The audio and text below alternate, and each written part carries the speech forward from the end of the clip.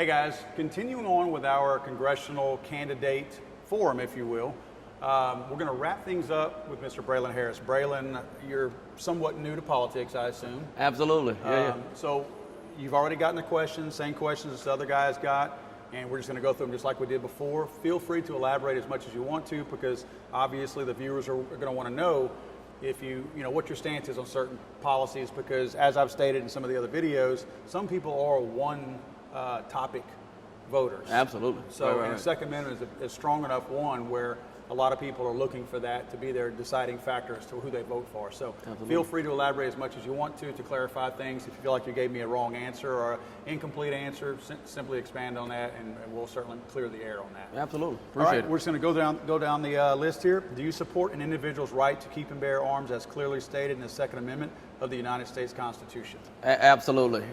Definitely. I'm a son of a Vietnam vet and somewhat of a gun fanatic. So I grew up with guns, and same here. I have, a few. I don't have as much discretionary income as he has, so I don't have nearly what he has. But we're working on it. But yes, absolutely. I think it's important. I think it's a part of that safety that we all need to feel as we go through life and in a crazy world that we live in. Yeah. Okay. All right, question number 2. With reportedly over 10 million already possessed, do you believe law-abiding Americans should be able to purchase and possess semi-automatic rifles, sometimes incorrectly referred to as assault rifles? Yeah, I agree that the number 10 million is an incredible number. It kind of puts it out of, to me, in my personal opinion, out of reach of a buyback or out of reach of a turn-in, and then of course tracking those. And some of those have already found their hands in set way into the hands of individuals that have mild intentions. And so absolutely, I think that's something that can definitely remain in the hands of responsible Americans as much as possible. Going forward, I think we need to do as best we can to make sure they continue to stay in the hands of responsible Americans. But How of course, would you propose to do that? I think, I definitely think when we talk about,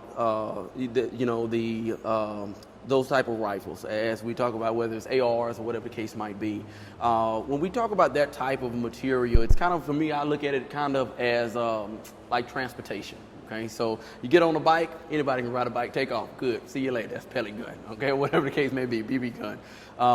Pistol, that's your regular car, get in it, drive, background check, whatever the case may be. But when we start talking about ARs, we're talking to me and my storyline, something along the line of an 18-wheeler, a school bus. It's a different beast. I think there should be some, whether we look at background checks or whatever the case may be, that's something that I definitely would consider, because when you're talking about something that there has to be another level of responsibility, not a lesser freedom or a lesser right, but an assurance of a greater responsibility. But in a way that would be limiting the amount of freedom that you had simply because it was a different style of firearm. Mm-hmm. What is it that you feel like from an AR-15 makes it, using your terminology, an 18-wheeler? What do you feel it's more dangerous? Do you feel that? So I think it's a higher, one has a higher capacity. The potential of higher capacity is there, as well as the velocity. It has a higher velocity as far as the rate of travel, where it can go, how far it can go. And so I think those things are legitimate things to just bring into the conversation of finding common ground and legitimacy of how we talk about them. They're different. We even know when we talk about bullets, the amount, the weight, the grains, each one of them is different. It packs a different level of power, different level of velocity, what you can do with it, where you can go with it. Each one of them are different. And so I think as we go up the rail, we should have a responsible conversation about what that looks like. And I know that's tough. That's iffy there. It's not tough for me. The Second Amendment protects my rights to have it. Right, so right. I'm okay with you saying that. Right. My thing is, and this is not a debate, it's simply a forum to get your thoughts, but I would encourage you to allow some of us in the gun community to help you understand firearms a little bit more, because not saying you're wrong, but there are firearms that are way more powerful. Oh, absolutely. Oh, absolutely. Well, no, but the reason why they're not scary looking. I feel like there's too much that's put on the actual visual effect of a gun, because nobody has a problem with the 30-06, the 30-30 or whatever out there that somebody's going deer hunting. That can reach out and touch you. Around, and I can promise you they're more ballistically dangerous than any AR-15 is. So again, I would encourage you, and I don't mean this as a snide remark, but I would encourage you to let us in the gun community, bring you into the community and educate you a little bit more on some of the stuff out there, because we do want people to make, including politicians, to make the decisions that are informed decisions. Right.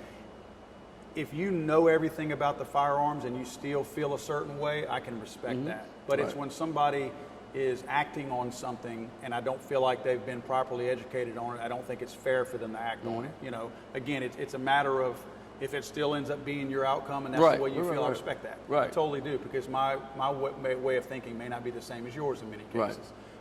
One thing you said that kind of piqued my interest a little bit, you said that, and I'm paraphrasing here because I don't remember exactly, that since there are so many of them out there, you don't think a gun buyback would apply. So would you be in favor of a gun buyback? And I say buyback because if there was less, I guess it's question. No. I believe, again, individuals have the right to bear arms.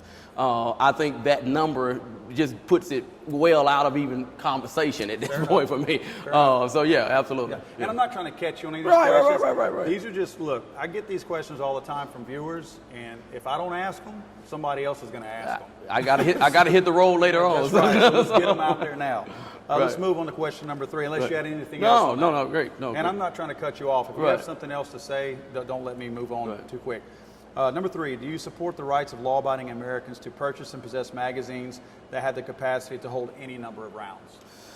That's my tough spot. I'll be honest with you. That is where my challenge comes in, and it kind of goes back to the 30-06 versus the AR. The capacity issue is where I find the challenge. So I kind of categorize in my relationship with weapons several categories. 1, you've got home and personal protection. 2, you've kind of got hunting and sport. 3 is, if the military is coming after me, I'd like to have this, or whatever the case may be. And there's some other nuances I'd imagine would be in there. And so when you talk about, any number, to me, you're getting in that category where now it's, am I protected against if the military is coming against me? And I know in the Second Amendment, that's kind of the spirit of the law at that particular point. But any number is broad. Not really, but I hear what you're saying. That's really not this. It's not a militia-driven. It's honestly not. But we'll get in more of that. Well, yes. I just don't want to leave that without addressing it. Right. Absolutely. So yes, let's go back to that. So so any number to me is broad. Is a broad. Let me ask you this, and again, this is not to pick on you, but if the round count is an issue, would you trust your dad with a 50-round magazine? You said he's a gun guy, right? Oh, he's a gun. Would you trust your dad with 50 rounds of ammunition? It's your dad. Yeah. No. Be honest. Yeah. No. Don't answer that politically. Would you trust your dad with a 50-round magazine? And if not, why don't you trust your dad with a 50-round magazine? I would say I do. My dad's a military guy. He's been involved in it. He's had guns all his life. I've never seen him pull one on anybody, et cetera, and so I know him extremely well, and I guess that's a privilege, right? That's a privilege that I have. Would I ask him why you got it? Probably would. You know what I mean? Would I trust his answer? Probably would. You see my point. My point is not that it's you or your dad. Right. But it's that somebody's dad. Everybody has a dad that they trust also. Right. And the Second Amendment doesn't say if it's a person that you trust or don't trust. Right. You know what I mean? I'm with you. I'm just making sure you understand that it's a blanket statement that I'm making, that there are people that we trust with everything, and the Constitution doesn't state that this amendment applies to that person if you trust them. Right. You understand what I'm saying? No. I agree. I agree wholeheartedly. I think one of the challenges in that is the idea, and we deal with this with probably in almost most laws, right? Is this idea that it's either an inch or a mile, right? If I give an inch, they're gonna take a mile, right? And that is, to me, a legitimate concern, because we've had those issues culturally, governmentally, legally, or whatever the case may be. But my hope is that we can begin to say, what is the inch?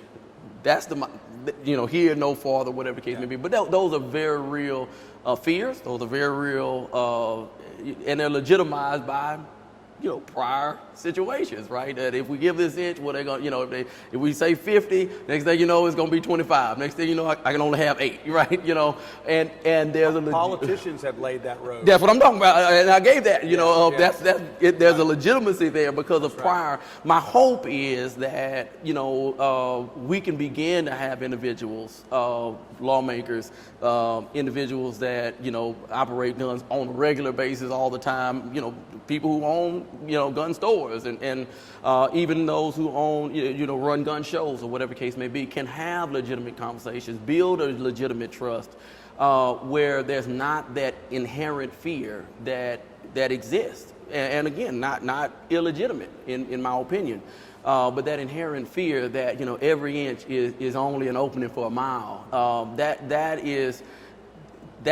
bothers me. That people do not have that level of trust and conviction with their fellow Americans. That we can talk about an inch without the fear of this is a slippery slope, and before you know it, they knocking on my door, and now I'm at a shootout at my house. Right. I get it, I really, really do, because my dad would be one of them guys. I probably would be one of those guys. Okay, but there are some nuances there that, man, I really wish that we could have the trust and the faith in one another. And I don't know if it's the language we've got to get together. It's going to be relationship over time, right? It's going to be at some point we're going to have to give it a shot and figure that thing out. But I think inches and miles are the big conversation. And that's why I welcome you to get more involved with the gun community and gun culture, because it works both ways. I'm constantly seeing from different political parties that you need to bend. Right. That's not the way. That's not a compromise. We, right? Yeah, absolutely. So, I'm not saying I'm willing to compromise. Right. What I'm saying is, it's got to be legitimate. Everybody has to be educated before anybody makes a decision. And if not everybody has taken the opportunity to educate themselves, then nobody should be making any decision. I agree. It has to be a thorough conversation, right? I agree 120%. Because again, I talk to gun advocates all the time. In fact, talking to one over here and said, "What is your thoughts on this?" And he said, "Well, I disagree with you here. I agree with you, whatever case may be." But we've got to have those conversations, and hopefully, again, we can get to a place of trust and respect, where if there's an inch, either way that needs to be given, we would trust each other to be able to do that without this inherent idea that every inch is just a gateway to a mile. That, to me, is a very we can do better. I think as Americans, we can have more trust and more faith and build a better rapport with one another, anyone of difference, to be able to deal in inches without fears of miles. Next question. This is actually coming from, I'm not sure if you're familiar with the bill. H.R. 5717 was a proposed bill by the House of Representatives in Congress this year. Did not go anywhere for obvious reasons. It's a horrible bill. I don't mind telling you. I hate to put my opinion in there, but it's a ridiculous bill. One of the most infringing bills I've ever seen. Basically taken every anti-gun bill and rolled it into one. So this is where this question is kind of pulled out from. Gotcha. So I just wanted you to know the backstory on it. Do you support heavily taxing honest, law-abiding Americans simply for purchasing firearms and ammunition? The reason why I word it like that is because in H.R. 5717, it states that if you purchase a firearm of any kind, and for whatever reason, and ammunition for any gun, any reason whatsoever, that you would pay anywhere from a 30 to 50% tax, basically a sin tax is what it is, simply for purchasing those things. And do you feel that's right? No, I don't. And that lends itself to that 1 inch and a mile conversation, right? If we want to talk about the issues, let's get to the issues. Let's not try to subversively kind of get to it. That becomes problematic, right? So you wouldn't be in favor of a tax on guns and additional tax? I mean, the same tax that's normally there, to me, is sufficient. That's my personal opinion. Again, I think we can have a legitimate conversation, a thorough conversation, and get to the real issues that seems to be trying to subversively get to, which is insulting in many ways, right? Because it's as if you don't know what I'm trying to get at, so I'm gonna do it this way. We can do better than that, right? We can have the legitimate conversation, whether it's the high capacity rounds, bumps, whatever the case may be. We can have that conversation without this idea of subversiveness to it. I think it lends itself to again, that innate sense of if I give an inch, it's a mile, and I think we need to back away from that sense of there's some subversive move that is trying to go on at all times to pull weapons or to lower access to those things. And so I think we can do better than that. There's a better way. Okay. Yeah. Next question. Do you believe law-abiding citizens should be able to give or sell a gun to a friend or family member without filling out a federal form? Obviously, what we're referring to there is the supposed, they call it the gun show loophole in the universal background check, where there was already background checks mandated on all new firearm purchases, and this is simply that they're trying to outlaw the gifting, right. giving, selling of firearms between family members, friends, or anything like that, without having to fill out a federal form for that. Do you support that? That's another tough point, right? I am going to inherit quite a few. Okay, to me, it's a good thing, right? And so it goes back to that. What does my father trust me to inherit them? Yeah, he specified which son can inherit which ones, right? It's somewhat intentionally, right, okay. Right. And now we're a little older, so it's a little bit more open who gets what, right? There for a while, though, he was pretty strict on this one Braylon can have, that one Brandon cannot have, or whatever the case may be, because he had made that judgment, right? And it was like whether it was lifestyles or whatever the case may be, and my brother knows that, so we won't offend him in any way, shape, form, or fashion. Right. Plus, he probably already had it anyway. So that was a tough one for me. Here's the deal. I mentor in my career a little over 100 young men, predominantly African-American boys. And in the last 24 months here in Lake Charles, we've had a ridiculous spree of shootings. And we can pin that on a lot of different things. But here's what we do know. Many of those have been, whether it's left in open cars, left in those type of things. And then it's difficult to track, right, where this gun belongs, right? I mean, you can go back to the original owner that originally had it, but then even, sometimes they don't remember, well, I gave it to this person, well, that person gave it to this person, and we're just a long way away. And so, even with something like that, an inch and a mile, is there a way to say, okay, you can gift it to your children, right, or whatever the case may be, but when it's moving the third time, or whatever the case might be, and again, how do you track that? But I think there is some needing to track those things just for when you recover it. How do we move it? How do we bring it back? I don't understand why you feel that tracking is important, though. And seriously. Mm-hmm. And just to clarify, the shootings that we've had were not a result of guns that were left out. And you might be my perfect candidate to work with me on developing a class that teaches these young men that you mentor what to do when they approach that firearm and they find that unattended firearm. I have no problem working with you to educate those young men. Absolutely. Because while the shootings in Lake Charles have not been a product of that this year, a lot of those are like that. We just talked to somebody else earlier about one in Moss Bluff that happened last year. Oh, right, yeah, year before last, that. Right, yeah. That was an unattended right. gun. I mean, it's important that I think we have to take it upon ourselves to educate these youngsters out there. So I'm all for my assistance. No, listen, I'm happy to help you. One of my key things, and I've said this probably everywhere I've gone, is I believe in the early and responsible exposure to weaponry. That's what happened to me. I mean, I don't know, probably 5. I can't remember how young I was when, Pop said, laid everything out on the bed, and say, this is that. Now, come on, we're going to shoot them, and let's go see what this does. Let's put an apple up here. Let's put a watermelon up here.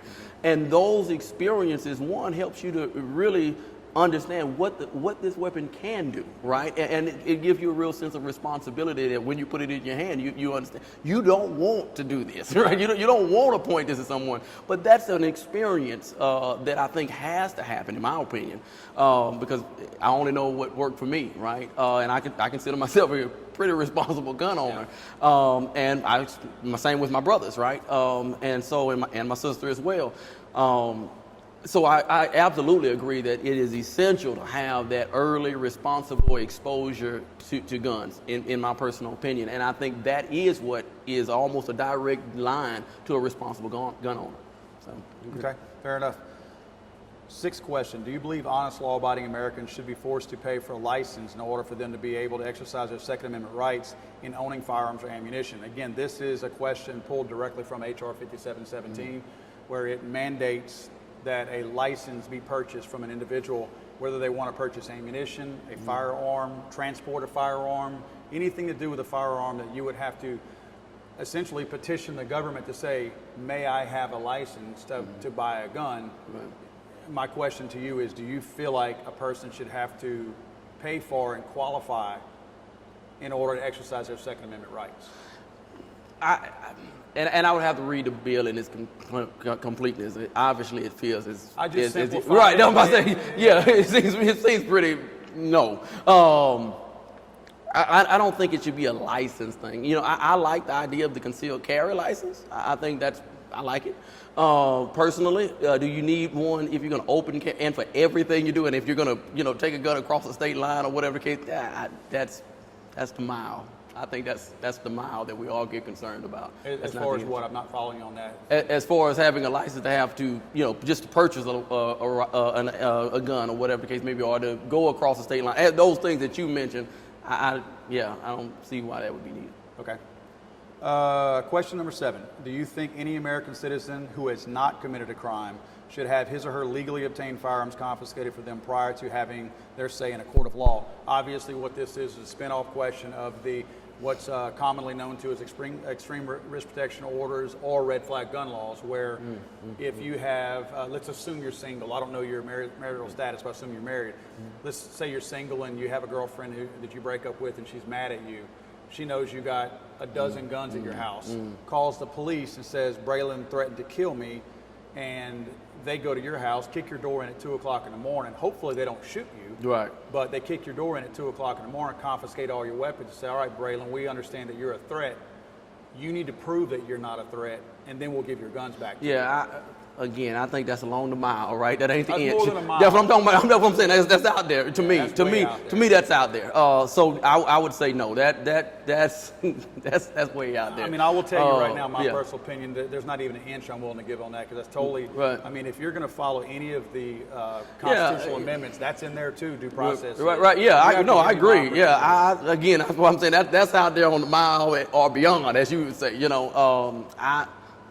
I mean, we know people are vindictive, right? I mean, we've got to have a protection against that. So you can see this being abused, right? You understand how easily, it can be abused, right? easily, yeah, Okay. and those are the conversations, right? That is the conversations that we've got to have. Is where are the inches on both sides? You know what I mean? And again, there may not be any. Like you said, there ain't none over here, right? Not over here, buddy. You know what I mean? But in a larger group, is there an inch somewhere? Is there a way that we can do something? Because we do know that there is real fear out there. Okay, we do know that you have teachers that are scared. We do know that there's grandmothers inside of homes on certain sides of town that are scared. You know what I mean? And you know what they should do? Yeah. Get a gun and learn how to use it. Yeah, well, and there's a point to that. I agree. But is there anything else that we can do? And the answer on your side is obviously no. Education. Right. Again, if we start educating people at a younger age, not just on guns, behavior, and everything else. I'm in 120% on that one. Listen, what was it? The sheriff's program. Little deputies, I think is what it's called. Little deputies did that when I was a kid. W.W. Lewis and Sulphur, for a matter of fact. So I mean, got my hunter safety card, the whole nine. And incredible experience. I encourage my son just did it. Okay, and 3 or 4 guys at my church. I said, look, you got to go do this. You know what I mean? We've got one sheriff deputy at the church. So I agree. That to me is the first inch. We've got to cover that inch. And some of that is fear, right? That parents say, well, I've been in crowds that I've mentioned that. And people say, oh, no, we can't do that. So to me, you talk about the first inch. The first inch is helping individuals who would immediately say, no, don't educate them. Don't put a gun in their hand. The first inch is we've got to convince people that the younger you do it with in the most responsible setting, et cetera, is actually the best case scenario and not the worst case scenario. Them finding it at 18 and have never touched it is not the ideal situation, okay? Or 12 or 13. Or 12 or Because 7 or 8, right? I think the guy in Mont Bluff, yeah. Your best way to respond to that, in my opinion, was simply to say, I would rather any child, not just mine, any child of any age, to have his first experience with a firearm with me. With and me, a that's right. responsible adult than by himself with a bunch of friends. That's right. Because being unsupervised and not having anybody with any real knowledge out there, that's when things happen. And have never seen a gun in reality. Right. Have never pulled a trigger in reality. There's a mystique to that if you have. Exactly. And it's just kind of like you're telling your kid, don't do this, don't do that. That's exactly probably what they're gonna do, right? Yeah, it's better to say, come with me and let me show you, And again, that's the experience I had. That is very honestly the experience that I would wish for everyone. And I think if we were able to honestly take that 1 inch, I think some of the other inches that we discussed, some of the other things that we talked, would seriously mitigate themselves along the way. And so I think, for example, we said there's no inch. That 1 inch, which may be a half inch on both sides, it may not be an inch, that inch is, man, if there was now you talk about something I would be interested in. Talk about hunter safety as a part of an elementary curriculum. That to me could be huge, man. To me, how do you do it? I don't know. Good luck convincing. Yeah, but listen, and maybe it's extracurricular, whatever, like the sheriff, the little deputies, or whatever the case may be. But a serious support of it. You know what I mean? We teach DARE, right? Which is drugs, right? We teach it, right? We say not good numbers coming out of that. Right. I mean, but we teach it, right? We're giving it a shot. So can you say something in there or whatever the case may be? But early responsible exposure is something that I think it is what I attribute to my successful gun ownership. Most of the individuals that I know that are responsible gun owners had that same experience. It was, dad, uncle, whomever it might have been, not taking away mom and aunt, okay? I mean, it could have been mom and aunt, that very early on, they had that experience. And, and even when you start talking about, put it up, lock it up, when I grew up, okay, it wasn't, it was way over here or locked away over here. It was right there, you know what I mean? But the mystique of it, as you mentioned, had been removed. You know what I mean? You knew that was a serious tool. That was a serious tool for certain situations, and if it was classified as a toy, you knew it was a serious toy. That was a big boy's toy, and it was designed to be utilized in certain spaces and in certain places doing certain things. And so that responsibility, I think, really rests upon every gun owner. If there was anything that I could say to gun owners, it would be exactly that, man. Mentor somebody in it. Grab a kid, a young kid, and get close to what, if that kid doesn't have a dad or whatever the case may be, bring that into the fold. If you're leading a men's ministry, bring that into the fold of that ministry and say, we want to take these young guys out and we want to take them shooting. Make that a part of what you do. So maybe it's not an education thing. Maybe it's, if you're fraternities or whatever the case may be, that early responsible exposure, I'm telling you, can go a long, long way. And I think a lot of the things that we may disagree on, and the nuances of things later on down the path would be significantly remedied if we took that first inch together. So Braylon, we're going to wrap things up, guys. Again, Braylon Harris, running for the 3rd Congressional seat in Congress, United States Congress. Braylon, best of luck to you on November 3rd. Absolutely. Thank you. Thank you. Appreciate it.